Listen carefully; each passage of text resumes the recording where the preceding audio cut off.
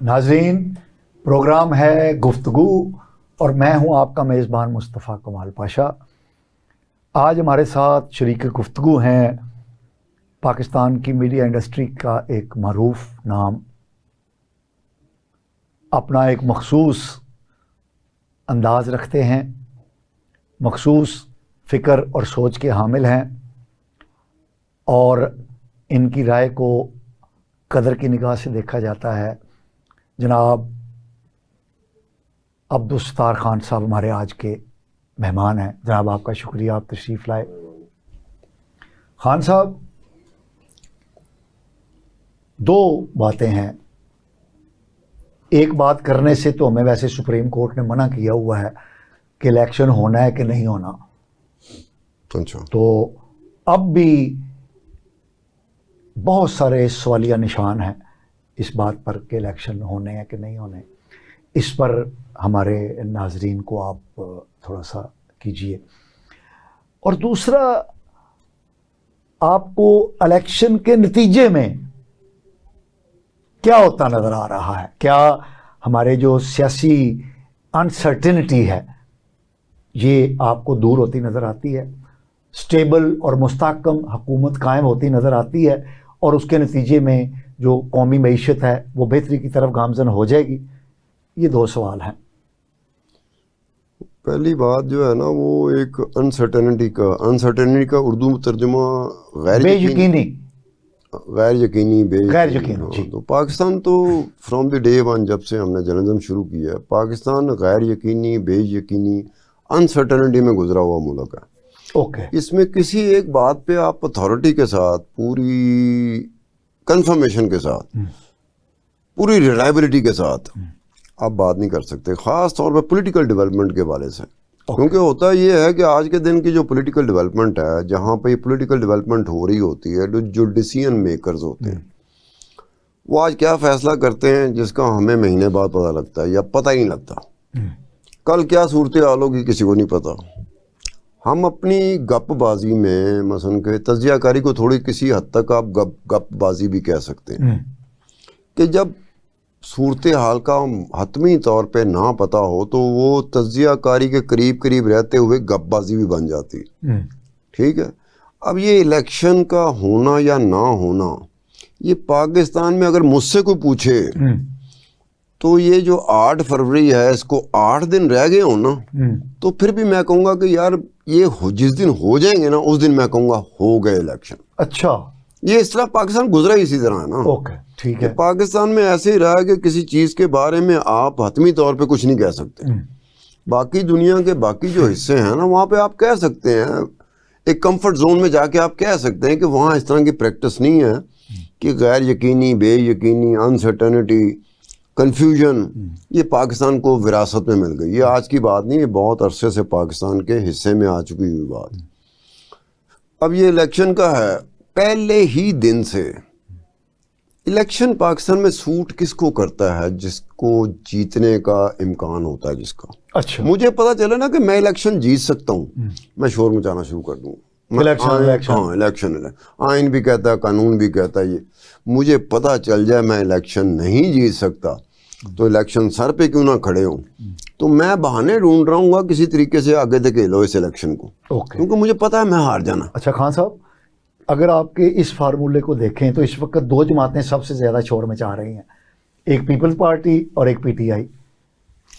Peoples party اور P T آئی یہ میرے خیال میں اب جو میرے خیال میں ہے نا اس کو میرے خیال تک ہی رکھنا ہے آپ نے۔ میرے خیال میں یہ غالباً پہلا الیکشن ہوگا جس میں ہر ایک بڑی سیاسی جماعتیں، میں خاص طور پہ ان کی بات کرتا ہوں، یہ ایک مشکل میں پھنسی ہوئی ہیں، ساری کی ساری بڑی جماعتیں، چاہے وہ پی ٹی آئی ہو، چاہے پیپلز پارٹی ہو، چاہے نون لیگ ہو، چاہے وہ ایک نئی جماعت بنی ہے استحکام پاکستان، یہ ساری کی ساری اپنی ہی وجہ سے ہر ایک کے ساتھ مسئلے چل رہے ہیں۔ مطلب پی ٹی آئی کے ساتھ مسئلہ یہ چل رہا ہے، وہ جو پی ٹی آئی کا لیڈر ہے اندر ہوا ہے وہ باہر آتا ہے نہیں آتا، اس کو کینڈیڈیٹ ملتے ہیں نہیں ملتے، ان کا نشان رہتا ہے نہیں رہتا، وہ اس طرح کی ایک کیفیت سے الجھنوں میں پھنسے ہوئے ہیں۔ نون لیگ کا مسئلہ یہ ہے کہ نون لیگ کو یہ نہیں ہے پوری طرح کنفرمیشن کے ساتھ نہیں ہوگا. امید کر رہے ہوں گے کہ کیا ان کا جو ووٹ بینک اپریل 2022 تک تھا, کیا آج وہ ووٹ بینک ہے اسی طرح انٹیکٹ؟ اوکے, مجھے نہیں لگتا کہ وہ اس طرح انٹیکٹ ہے کہ نہیں ہے. تو نون لیگ اس میں پھنسی ہوئی ہے. پیپلز پارٹی کی مجھے سمجھ نہیں آتی کہ سندھ میں ٹھیک ہے, سندھ میں پیپل پارٹی کا رائبل کوئی نہیں ہے, ٹھیک ہے, شہری علاقے کچھ ہیں, وہاں پہ کوئی ایم کیو ایم آ جائے گی, کوئی جماعت اسلامی آ جائے گی, کوئی پی ٹی آئی آ جائے گی, لیکن باقی جگہوں پہ تو اس نے سویپ کرنا نا. اچھا سندھ میں تو کر لیا, اصل مسئلہ تو پنجاب ہے. پنجاب میں مقابلہ جو اس وقت مقابلے کی کیفیت بنتی ہے اگر بنائی جائے تو نون لیگ اور پی ٹی آئی, ٹھیک ہے, یہ دونوں کا. اب اس میں کہ پی ٹی آئی کس طریقے سے اسٹرانگ فوٹنگ کے ساتھ آ سکتی ہے, نہیں آ سکتی, اور نون لیگ جو ہے اس کا ووٹ بینک جو ہے نا وہ مجھے ڈسٹرب لگ رہا ہے کہ ووٹ بینک اس طرح سے نہیں ہے. یعنی جو اپریل 2022 میں 2022 اپریل 2022 تک تو میں اس وقت کوئی مجھے پوچھتا کہ بھی پنجاب میں سے کون جیتے گا تو میں بڑے آرام سے کہہ سکتا تھا کہ نون لیگ سویپ کرے گی پنجاب میں سے, ٹھیک ہے. لیکن اپریل 2022 کے بعد جب ووٹ آف نو کانفیڈنس ہوا اور 16 مہینے کی جو شہباز شریف کی حکومت, اس کے بعد پی ڈی ایم کی حکومت بنی, گریجولی میں نے محسوس کیا کہ وہ حالات اس طرح کے نہیں رہے. ایک تو لوگوں میں بے چینی بڑھ گئی, کچھ اس کا جو بیان, اب بیانیہ ہم میں بیانیہ کی جگہ کوئی اور لفظ استعمال کرنا چاہیے, بڑا رول گیا, پٹ گیا, اس کی جگہ کوئی اور آلٹرنیٹ ڈھونڈنا پڑے گا کہ بیانیہ کی جگہ پہ کوئی اور لفظ استعمال کرنا چاہیے. تو عمران خان کا وہ جو بولنا تھا وہ چل گیا. لوگوں کی مایوسی بڑی, ہر طرف سے ایسے لگا کہ جیسے کہ یار حالات کوئی ٹھیک نہیں ہے. اس کا کریڈٹ عمران نے لے لیا کہ جی میں نکلا ہوں, مجھے نکالا گیا ہے, تو پھر یہ ہوا. اب وہ کہہ سکتا تھا ایکچولی یہ صورتحال نہ بھی ہو نا, وہ کہہ سکتا ہے, اور لوگوں نے بڑی جلدی اس کو لینا تھا. لوگ پریشانی میں پھنسے ہوئے, مہنگائی میں پھنسے ہوئے ہیں, تو لوگوں نے کہنا تھا ہاں یہی ہوا کہ عمران خان باہر گیا ہے تو ہمارے حالات یہ نہیں تھے کہ عمران خان کے دور میں حالات کو بہت اچھے ہو گئے تھے. نو وے, عمران ڈسکریڈٹ ہو چکا ہوا تھا. حکومت میں رہتے ہوئے عمران خان کی حالت یہ تھی کہ عمران خان کا جو ایم این اے تھا وہ ہلکے میں نہیں جا سکتا تھا. نہیں, میں اسلام آباد میں تھا تو پارلیمنٹ میں وہ مجھ سے شیئر کرتا تھا کہ اس دفعہ لگتا ہے ہمیں کوئی اور پارٹی دیکھنی پڑے گی. وہ اس طرح کا ڈسکریڈٹ ہو چکا ہوا تھا عمران خان حکومت میں, اس کی اپنی حکومت کے دوران کی میں بات کر رہا ہوں. لیکن جب اس کی حکومت فارغ ہوئی ہے, ووٹ آف نو کانفیڈنس ہوا ہے, تو اس نے انتخابی حوالے سے گین کیا. اس نے جو باتیں کی, جو اس کا ایک انداز ہے, اس کو بولنے کا بڑا شوق اب ہوا ہے, پہلے نہیں تھا. اچھا, پہلے he was a very shy person. Imran Khan بہت شائع پرسن تھا. عمران خان سے اگر اس کا نام پوچھا جاتا جب وہ کرکٹ کھیل رہا تھا کہ آپ کا نام کیا ہے, تو وہ عمران خان بھی وہ قسطوں میں بتاتا تھا. لیکن جب وہ سیاست میں آیا ہے اور دھرنا شروع ہوا ہے تو وہ اس طرح گیا. اس کے بعد لگا نہیں کہ عمران خان چپ رہتا. میں خیال مجھے شک پڑتا ہے کہ رات کو سوتے ہوئے بھی بولتا ہوگا. اچھا, اب ہم آگے بڑھتے ہیں. تو آپ کو کیا نظر آ رہا ہے, پہلا حصہ الیکشن ہونے جا رہے ہیں؟ نہیں, میں کچھ نہیں کہوں گا. میں اسکرین کے اوپر میرا دماغ خراب ہے کہ میں کہوں گا ہونے جا رہے ہیں, نہ ہوئے تو پھر اوکے. اجر فرض, اور میں کہوں گا نہیں ہونے جا رہے, ہو گئے تو پھر اوکے. فرض کرتے ہیں ہم کہ جیسا کہ سپریم کورٹ نے کہا ہے کہ 8 فروری کی ڈیٹ جو ہے اس کو پتھر پہ لکیر سمجھا جائے, اور انہوں نے خاص طور پہ ہمیں تنبیہ کی ہے اینکرز کو کہ آپ نے اس کے بارے میں منفی گفتگو نہیں کر رہی. تو ہم فرض کر لیتے ہیں کہ ہو رہے ہیں, تو آپ کو کیا نتیجہ نظر آ رہا ہے؟ نتیجے میں نے پہلے بتا دیا, جتنی بھی بڑی بڑی سیاسی جماعتیں ہیں جن کی حکومت بننے کا امکان رہتا ہے, ٹھیک ہے, وہ تو ساری اپنی اپنی جگہ پہ اپنے اپنے حوالے سے پھنسی ہوئی ہیں. اوکے. باقی جو اتحادی بنتے ہیں, ایم کیو ایم ہے, وہ کسی کی بھی اگر کوئی بھی جیت جاتا ہے تو اس نے تو اتحادی بننا ہی بننا ہے. اس کے بعد کچھ جماعتیں ایسی ہیں جو اتحادی کے طور پر انہوں نے اپنی ایک مستقل کیا ہوتا ہے وہ مستقل مزاجی نہیں ہوتی, مستقل مزاجی, کہ ہم اتحادی ہیں, یعنی کہ 2-3 جماعتیں ایسی ہیں جن کے اوپر یہ چھاپ لگ گئی ہے کہ انہوں نے اتحادی بننا ہے. اور وہ اتحادی کس کا بننا ہے؟ حکمران جماعت کا. ٹھیک ہے. اب اس میں یہ دیکھنے والی بات یہ ہے کہ جب یہ ساری جماعتیں پھنسی ہوئی ہیں تو یہ جو شور مچانے والی جماعتیں ہیں کہ انتخابات ہونے چاہیے, اس کی مجھے سمجھ نہیں آئی کہ یہ کیوں شور مچا رہے ہیں. آپ اس پہ کیا آپ کا انٹیک؟ مطلب اس میں جیسے بات میں نے کہی ہے کہ یہ آپ کو کنفیوز ضرور کرتے ہیں، لیکن میری کنفیوژن یہ ہے کہ پی ٹی آئی اگر شور مچاتی ہے تو پی ٹی آئی کی اپنی حالت جس طرح کی ہو گئی ہوئی ہے، اور دوسری بات یہ ہے کہ میں نے چونکہ دستاویزات، ڈاکومنٹس، ریکارڈ، ڈیٹا، میں نے اس کی مائننگ کرنی ہوتی ہے، اس کو ایکسپلور کرنا ہوتا ہے. تو جس طرح سے پی ٹی آئی والے کہتے تھے، کلیم کرتے تھے کہ اگر الیکشن ہوئے تو ہم اتنی تعداد میں جیتیں گے، اتنی سیٹیں ہوں گی، اتنے ووٹ ہوں گے، مجھے نہیں لگتا وہ اتنے ووٹ لے جا سکتے ہیں، اتنی سیٹیں نہیں جا سکتے. میں وہی کہتا تھا کہ یار یہ پورے کا پورا ڈیٹا پڑا ہوا ہے، مجھے سمجھ نہیں آتی کہ آپ لوگ لینڈ سلائڈ جو ہوتی ہے وہ مجھے لینڈ سلائڈ کی سمجھ نہیں آ رہی تھی. الیکشن جیتنا سمپل میجورٹی سے جیتنا ایک اور چیز ہے، لینڈ سلائڈ کرنا، میں کہا لینڈ سلائڈ کی مجھے سمجھ نہیں آ رہی کہ کس طرح سے آپ لینڈ سلائڈ کرو گے. کیا سارے کا سارا ووٹ بینک ٹوٹ چکا ہوا ہے؟ آپ کے مد مقابل جو بھی ہیں وہ فارغ ہو گئے ہیں، سب کا ووٹ بینک ٹوٹ چکا ہے، سب کا ووٹ بینک آپ کی طرف شفٹ ہو گیا، ٹرانسفارمیشن ہو چکی ہے، پھر یہ لینڈ سلائڈ بنتا ہے، ادروائز نہیں بنتا. سمپل میجورٹی کی بات یہ ہے کہ سمپل میجورٹی کی اور لینڈ سلائڈ میں بڑا فرق ہوتا ہے. سمپل میجورٹی میں یہ ہوتا ہے کہ 2018 میں بھی تو سمپل میجورٹی تھی، عمران خان کی کوئی لینڈ سلائڈ وکٹری نہیں تھی. اتحادی اگر نہ ملتے تو وہ اتحادی کے علاوہ اب یہ ووٹ آف نو کانفیڈنس ہوا ہے. یہ from the day one parliament میں جب 2018 کے الیکشن ہوئے تھے، حکومت بن چکی تھی، عمران خان وزیر اعظم بن چکا ہوا تھا، اس وقت بھی ووٹ آف نو کانفیڈنس ہو جاتا تو عمران خان کی حکومت ختم تھی. لیکن انہوں نے کیوں نہیں کیا؟ 2-3 وجوہات اس کی جو سمجھ آتی ہیں. ایک تو یہ ہے کہ یہ اسٹیبلشمنٹ سے ڈرے ہوئے تھے. پی ڈی ایم میں جو جماعتیں تھیں کہ بھئی اسٹیبلشمنٹ پوری کی پوری طرح مہربان ہوئی ہے عمران خان پہ، یہ نہ ہو کہ اسٹیبلشمنٹ مزید ناراض نہ ہو جائے کہ ہم نے ان کے لائے ہوئے بندے کو. ہاں دیکھیں نا، ڈرا ہوتا ہے نا، آپ نے اسٹے کرنا ہے، آپ نے سیاست میں رہنا، تو سیاست میں رہنے کے لیے آپ کو اسٹیبلشمنٹ کو ایک حد تک للکار سکتے ہیں، اس سے آگے نہیں جا سکتا. ہماری کیپیسٹی نہیں ہے، کسی بھی سیاستدان کی کیپیسٹی نہیں ہے، کسی بھی سیاسی جماعت کی کیپیسٹی نہیں ہے، چاہے وہ پی ٹی آئی نے للکارا نہیں ہے. پی ٹی آئی نے جو للکارا ہے نا، یہ للکارنا بھلا کیسے ہے؟ فری ہینڈ دے دو میں للکاروں گا، فری ہینڈ نہ دو وہ میرے بندے پھڑے جا رہے ہیں، وہ ظلم ہو رہا ہے. بندہ کہتا ہے آپ نے سیاسی جدوجہد کرنی ہے تو سیاسی جدوجہد میں تو آپ کو مار کھانی پڑتی ہے، جیل جانا پڑتا ہے. پوری دنیا میں کوئی ایک سیاسی جدوجہد دکھا دیں، تاریخ، پوری دنیا کی تاریخ جب سے سیاست ہوئی ہے، دکھا دیں آپ کہ جہاں پہ مار نہ کھانی پڑی ہو. یہ جس طریقے سے اگر میں دلیر آدمی ہوں نا، اگر میں دلیر آدمی ہوں تو پاشا صاحب میں کبھی آپ سے یہ نہیں کہوں گا کہ ظلم ہو رہا ہے پھڑے جا رہے ہیں. جو ہی میں کہوں گا نا ظلم بڑا ہو رہا ہے پھڑے جا رہے ہیں، آپ سمجھ جانا کہ ستار خان پھٹو آدمی ہے، بزدل آدمی ہے. یہ سمجھ جانا. ٹھیک ہے.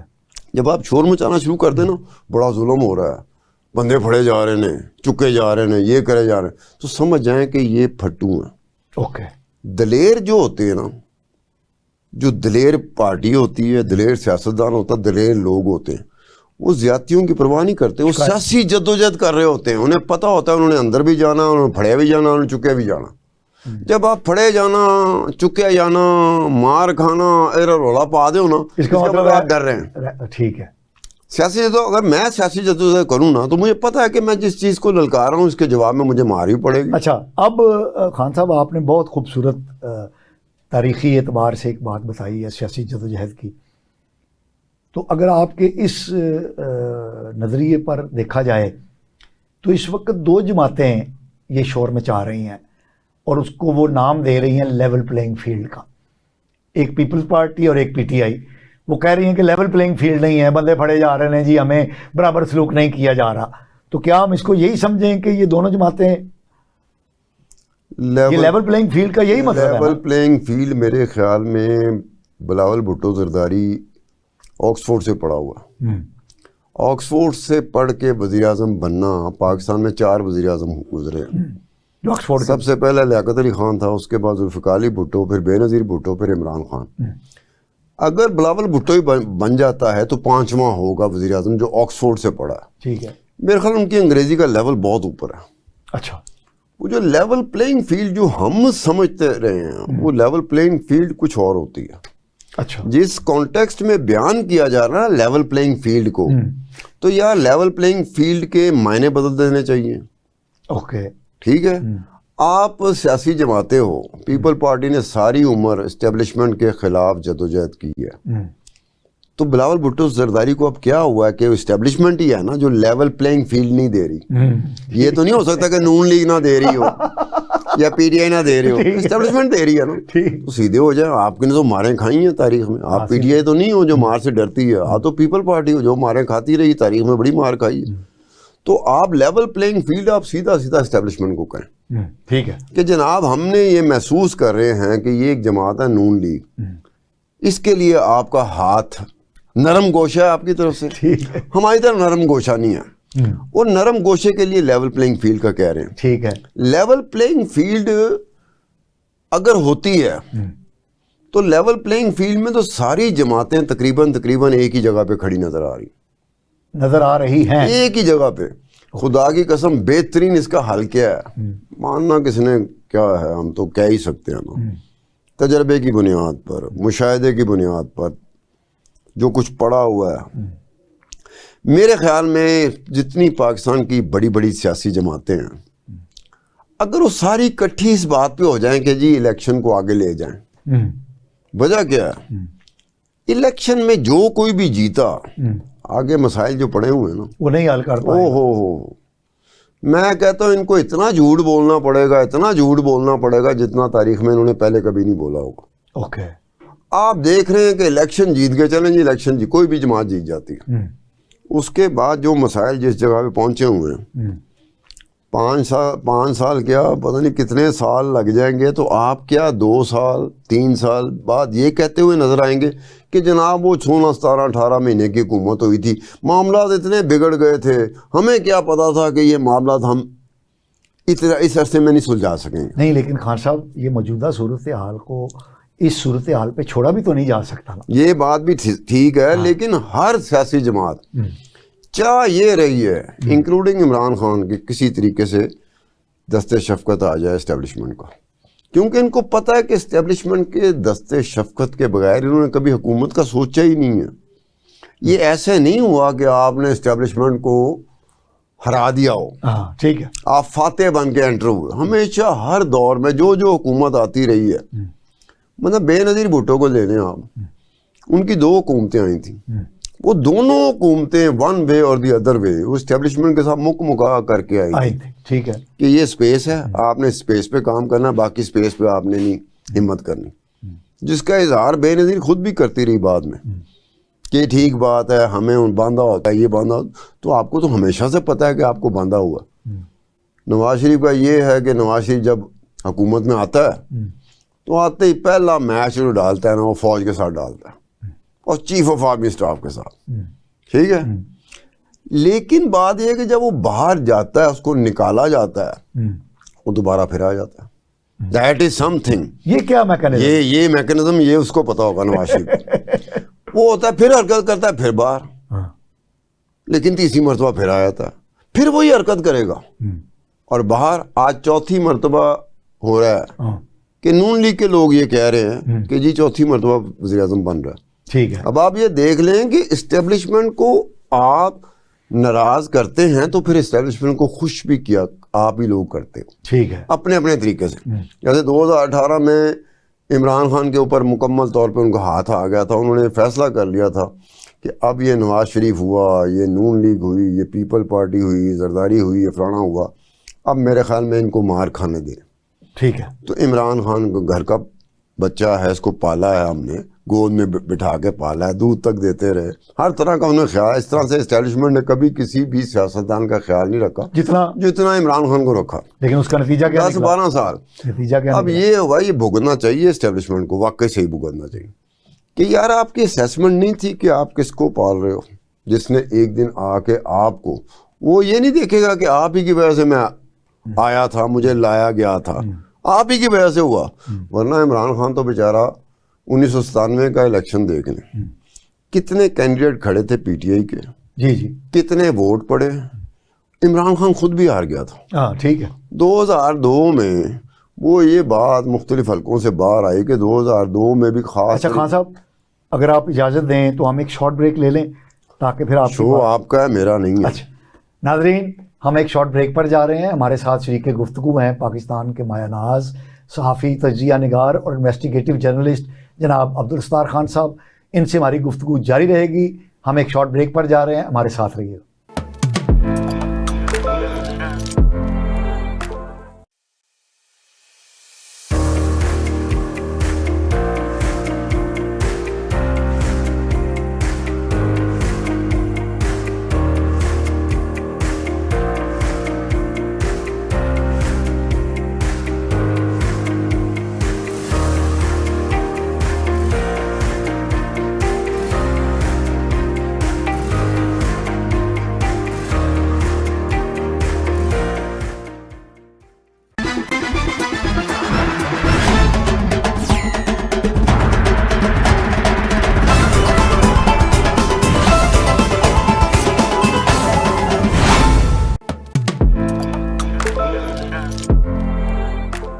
ناظرین ویلکم بیک. خان صاحب، آپ بتا رہے تھے کہ لاڈلے کو، قاسم کے ابا جی کو پالا اسٹیبلشمنٹ نے، اور ان کی یہ چوائس غلط ثابت ہوئی اور وہ ان کے گلے پڑ گیا.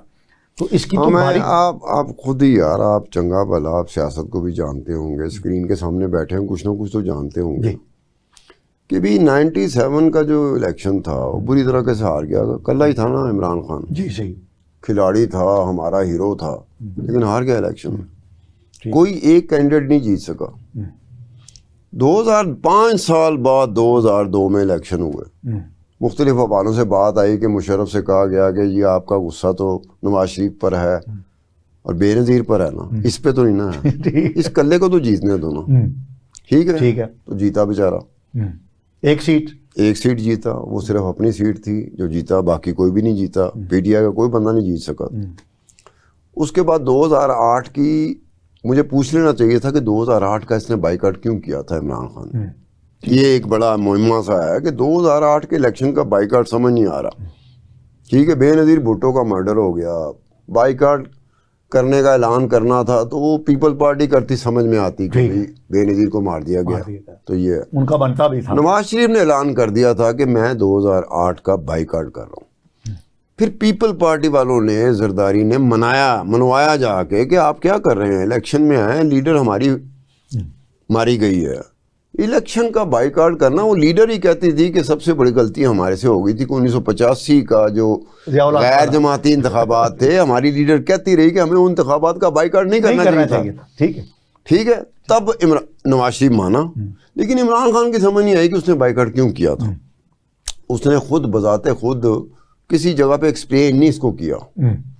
اس کے بعد 2010 میں آ کے کہیں یہ اسٹیبلشمنٹ، یہ فوج نے فیصلہ کیا کہ یہ دونوں باز نہیں آ رہے، نہ نواز شریف باز آ رہا ہے نہ زرداری باز آ رہا ہے، تو یہ ٹھیک ہے. پھر پھر انہوں نے اپنا جو تھا اس کے وسائل جو تھے اس پہ اس کو بٹھایا. پھر وہ لیتے رہے، اوپر لے جاتے رہے. لیکن اچھی بات ہے، ان کو سمجھ آنا چاہیے کہ آپ نے اگر کسی سیاستدان کو کرنا ہو تو آپ کو یہ پتہ چلنا چاہیے کہ 2-3 سال بعد یہ سیاستدان ہمارے ساتھ کیا کر رہا ہو. نہیں سر، وہ کیا کریں اسٹیبلشمنٹ، وہ جس کو بھی لاتے ہیں وہ گلے پڑ جاتا ہے. اس طرح گلے کوئی نہیں پڑا جیسے عمران خان کے گلے پڑا نا، اس طرح کوئی نہیں پڑا. اس طرح آج تک کوئی نہیں پڑا. نواز شریف پڑھتا تھا. نواز شریف کا ایک سٹائل تھا، وہ حکومت میں آ کے فوج کے ساتھ مقابلہ کرتا تھا، ٹکر لیتا تھا. حکومت میں آنے کے بعد نواز شریف تو حکومت ختم ہونے کے بعد ٹکر لے رہا ہے. عمران خان، ٹھیک ہے، عمران خان نے حکومت میں ہوتے ہوئے ایک لمحہ بھی ایسا نہیں آیا جس میں پتہ لگا ہو کہ وہ فوج کے ساتھ سیدھا ہو گیا. نواز شریف کا بالکل کانٹریری، اس کے بالکل برعکس. نواز شریف جو ہی آ کے وزیر اعظم بنتا تھا میرے خیال میں حلف اٹھاتا تھا، اسی شام کو سیدھا ہو جاتا تھا کہ کتنے میں سیدھا ہو سکتا ہے. دیکھو نا دونوں میں فرق کتنا. ایک حکومت میں رہتے ہوئے اسے پتہ ہوتا تھا کہ میں حکومت میں ہوں، میں میچ ڈال رہا ہوں، پھڈا کر رہا ہوں، ٹکر لے رہا ہوں فوج سے، اسٹیبلشمنٹ سے، میری حکومت جا سکتی ہے. ٹھیک ہے، وہ کر لیتا تھا. اب پتہ نہیں یہ سوچ کے تھوڑی کرتا ہوگا کہ میری حکومت چلی جائے گی، وہ یہ سوچ کے کرتا ہوگا شاید میں لے بیٹھوں. لیکن اسٹیبلشمنٹ کو لے بیٹھنا بڑا مشکل کام ہے. سیاسی جماعتوں کے بس کی بات ہی نہیں ہے، کیونکہ سیاسی جماعتیں پاکستان کی تاریخ میں ہمیشہ کمزور رہی ہیں.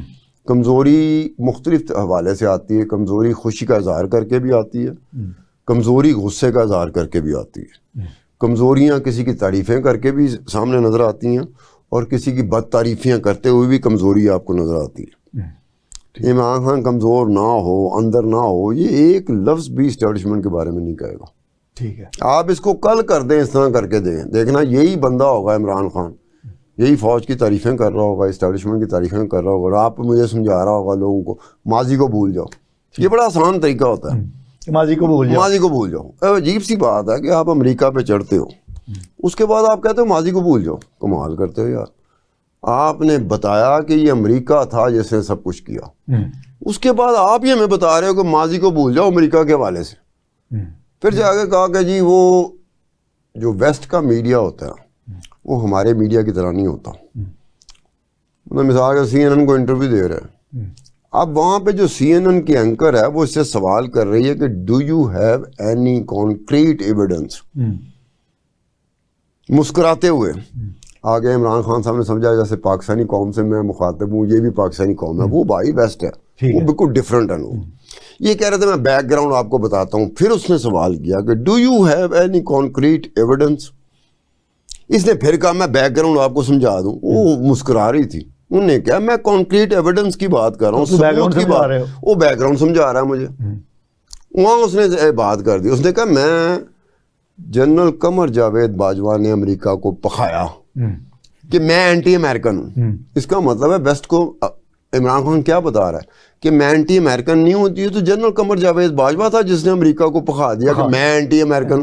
یعنی کہ اسے کہنے کا مطلب ہے میں اینٹی امریکن نہیں ہوں, میں آپ ہی کا ہوں. اچھا ویسے خان صاحب آپ نے امریکہ کی بات کی, تو امریکہ کا تو ایک صدی سے بالعموم اور 70-75 سال فرسٹ ورلڈ وار کے بعد سے یہ رویہ رہا ہے کہ جو بھی کانفلکٹ ہوتا ہے اس میں امریکہ کہیں نہ کہیں ہمیں دکھائی دیتا ہے.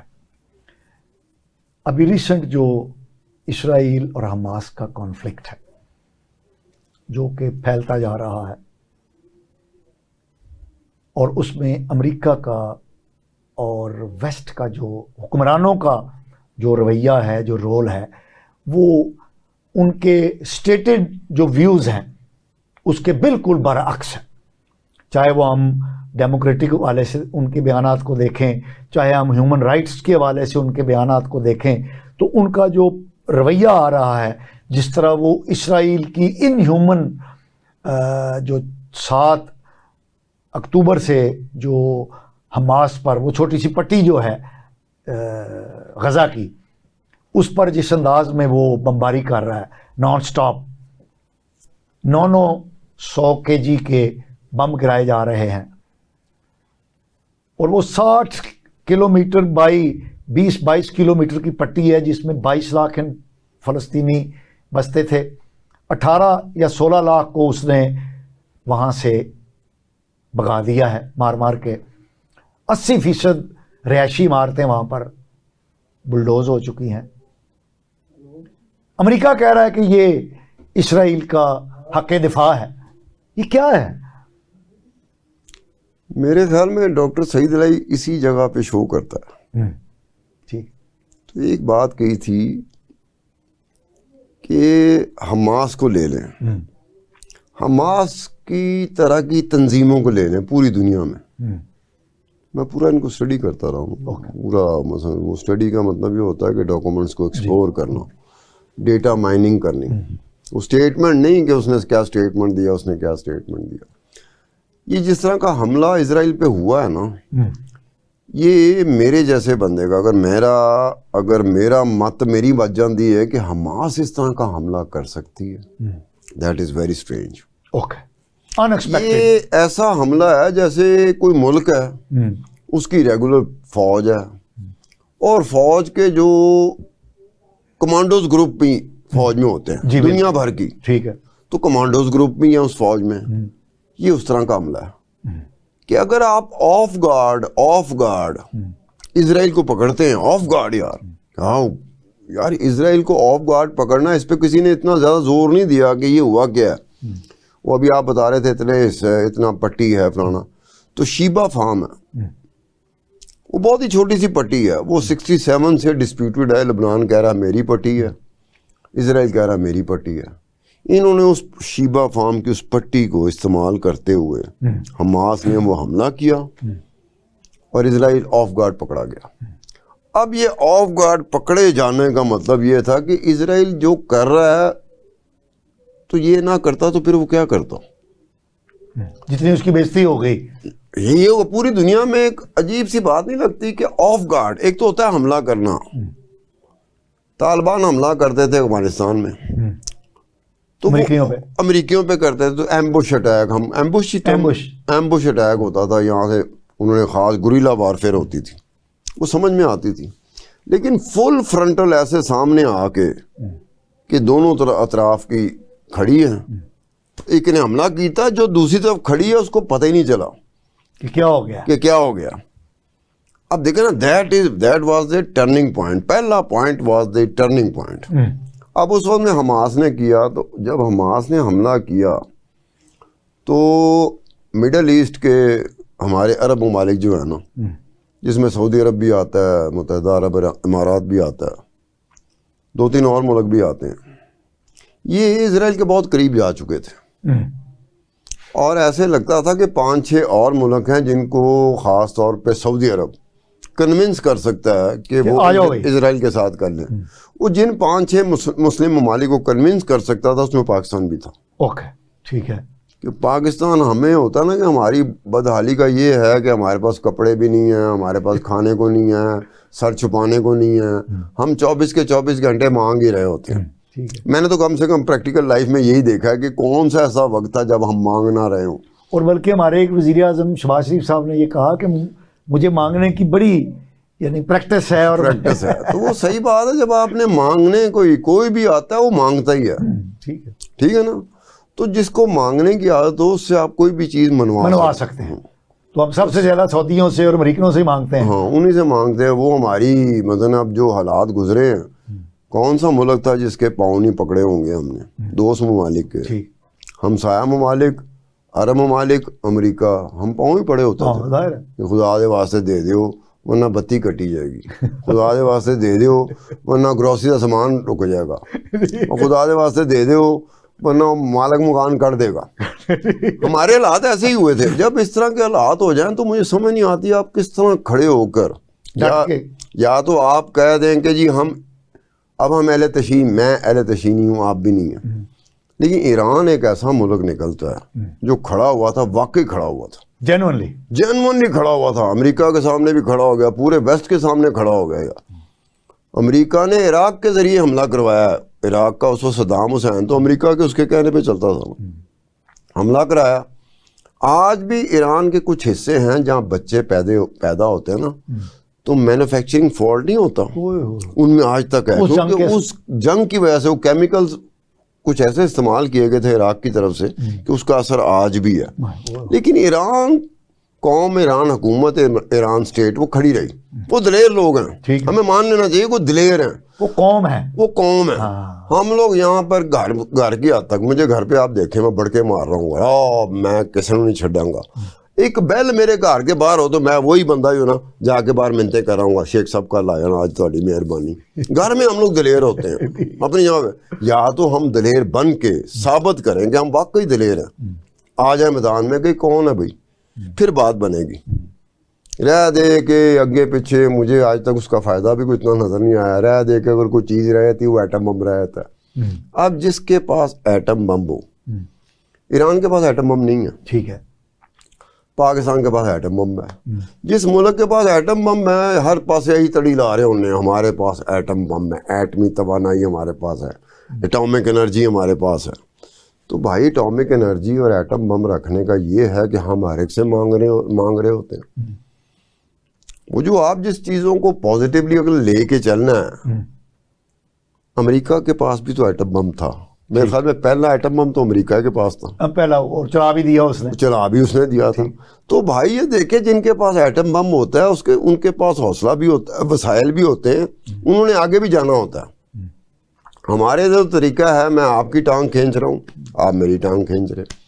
اب جب ہم ایک دوسرے کی ٹانگ پاکستان میں رہتے ہوئے کھینچ رہے ہوتے ہیں تو اس کا فائدہ ہمیں نہیں ہوگا، نقصان ہی ہوگا. خان صاحب آپ نے ایٹم بم کا ذکر کیا.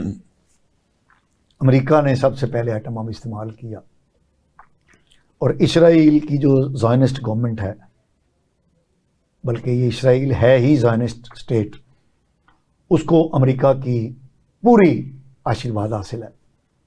پرسوں 2 دن پہلے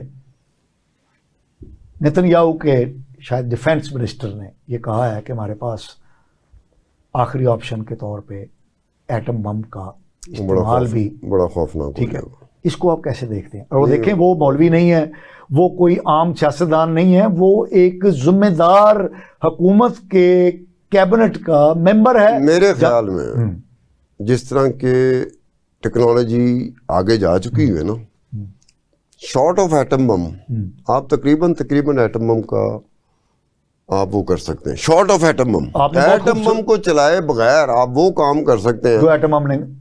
ٹھیک ہے نا، اتنی سی پٹی ہے. جی اچھا، آپ کی بات خان صاحب بڑی ہوتی ہے.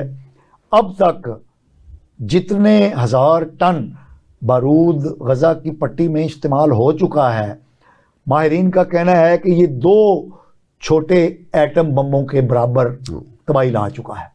دیکھو نا، اگر آپ یہ کہتے ہیں کہ ماہرین یہ کہہ رہے ہیں کہ 2 چھوٹے ایٹم بم کی تباہی لا چکا ہے، تو آپ اگر اس کو کنٹینیو کرتے ہیں، مثال کے طور پہ اسی اسٹریٹجی کو آپ کنٹینیو کرتے ہیں، اسی طرح کے اتنے وزن دار بم آپ استعمال کرتے رہتے ہیں 10 دن 15 دن مہینہ 1.5 مہینہ، تو آپ کو ایٹم بم استعمال کرنے کی ضرورت ہی کوئی نہیں ہے. وہ ایٹم بم تو وہ ہوتا ہے نا، جیسے کہ جنرل ضیاء الحق ایک ہوا تھا کرکٹ ڈپلومیسی جے پور میں، تو جنرل ضیاء الحق کا جہاز پاکستان سے اڑ رہا ہے. جنرل ضیاء الحق نے کہہ چکا ہے کہ میں آ رہا ہوں انڈیا میں. حالانکہ انڈیا نے دعوت نہیں دی تھی. انڈیا نے کوئی دعوت نہیں دی تھی. سول ایویشن کو آخری وقت میں وہ راہل گاندھی کا ابے کا کیا نام تھا؟ راجیو گاندھی وزیر اعظم تھا. تو وہ اس کی کیبنٹ نے کہا کہ سر وہ تو اڑ چکا ہوا ہے، تو سول ایویشن کو ہم نے اجازت دینی ہے، ورنہ دنیا میں ہماری بڑی بدنامی ہوئے گی کہ ایک ملک کا صدر اڑ کے آ رہا ہے، آپ اسے اجازت نہیں دے رہے. تو اب وہ اڑ چکا ہوا ہے تو وہ اجازت دیں. تو جب یہ وہاں پہ گئے، انہوں نے میچ مجھ دیکھا. ضیاء الحق ویسے اچھا خاصا شروڈ اور کننگ آدمی تھا، ایسا سیاستدان بھی نہیں کبھی آیا. ٹھیک ہے، اس کا دماغ خاص طریقے سے کام کرتا تھا. تو جب وہ واپس آنے لگا تو اس وقت یہ فیصلہ ہوا تھا کہ کیبنٹ اور وزیر اعظم راجیو گاندھی یہ ایئرپورٹ پہ سی آف کریں. سی آف کرتے کرتے جنرل ضیاء الحق نے جو ایڈوائزر تھا، معتمد خاص تھا راجیو گاندھی کا، وہ صرف راجیو گاندھی کے ساتھ جڑ کے کھڑا تھا. تو انہوں نے آخری ہاتھ ملایا راجیو گاندھی سے اور ساتھ ہی قریب ہو کے کہا کہ دیکھو پوری دنیا میں 52 ملک ہیں، 50 سے زیادہ ملک ہیں اسلامی، اگر تم ایٹم بم گراؤ گے تو ایک پاکستان تباہ ہوگا، باقی 50 قائم رہیں گے. دنیا میں ہندو ملک ایک ہی ہے. اگر میں نے ایٹم بم گرایا نا پھر دیکھ لینا. یہ معتمد خاص نے سن لیا کہ ضیاء الحق جاتے جاتے ایئرپورٹ پہ راجیو گاندھی سے کیا کہہ کے گیا. اسی بندے نے، معتمد خاص نے، پھر 10 12 15 سال بعد جا کے ایک آرٹیکل لکھا. اس آرٹیکل میں یہ بات بتائی کہ ضیاء الحق جاتے ہوئے راجیو گاندھی کو، اس نے کہا اس وقت راجیو گاندھی کی حالت دیکھنے والی تھی کہ وہ اتنا ڈریا گھبرایا ہوا کہ اس نے خود کہا، اس نے کہا میں اس کا معتمد خاص تھا، میں نے راجیو گاندھی کو اتنا گھبرایا ہوا نہیں دیکھا تھا. اب یہ ہوتا ہے کہ اگر آپ نے استعمال کرنا کسی وقت میں اپنے حق میں استعمال کرنا، تو یہ طریقہ ہو سکتا ہے کہ انڈیا کا سائز دیکھ لیں، ٹھیک ہے، ایٹم بم کا سائز دیکھ لیں، یا ایٹم بم کی تباہی کا سائز دیکھ لیں. اب وہ چھوٹی سی پٹی ہے، ٹھیک ہے، جہاں فلسطینی بیچارے جس حالت میں گھٹ کے رہ رہے ہیں. اب اس چھوٹی سی پٹی کے لیے یا تو ہو کہ عرب ممالک جن کے بارڈر ساتھ لگے ہوئے ہیں، وہ جو ممالک ہیں نا، وہ زبانی کلامی ضرور اسٹیٹمنٹ ان کا آئے گا. جیسے وہ رانیہ ہے، رائنا ہے جو اردن کی ملکہ ہے، ملکہ رانیہ، اس کا بھی اسٹیٹمنٹ آیا کہ اسرائیل بڑی زیادتی کر رہا ہے. اسٹیٹمنٹ کی حد تک تو سمجھ میں آتی ہے کہ آپ کی مجبوری ہے نا کہ آپ ایک تو ہمسایہ ممالک ہیں، مسلم ممالک ہیں، تو اپنے عوام کو ہوتا ہے نا، ہم نے اپنی عوام کو کیسے سیٹسفائی کرنا ہے. اب پارلیمنٹ میں چلے جائیں، سینٹ میں چلے جائیں، پارلیمنٹ تو ہے نہیں، سینٹ میں چلے جائیں، تو وہاں پر آپ دیکھیں گے کہ کوئی نہ کوئی اٹھ کے کہہ رہا ہوتا ہے کہ غزہ کے بھائیوں کے ساتھ ہم ہیں، تو یہ ہے وہ ہے. تو یہ ہم زبانی کلامی ہماری مجبوری بن جاتی ہے کہ ہم نے کہنا ہوتا ہے. پریکٹیکلی جو ہوتا ہے نا، پریکٹیکلی صرف وہ ہوتا ہے، صرف جو ایران کر رہا ہے، ایران جو لبنان کے وہ حزب اللہ کر رہی ہے، وہ ایران نظر آ رہا ہے کہ اگر کوئی اس طرح کی صورتحال بنی تو کوئی اور مسلم ممالک شاید اس طرح سے نہ کر سکے جس طرح سے ایران ریئیکٹ کرے گا.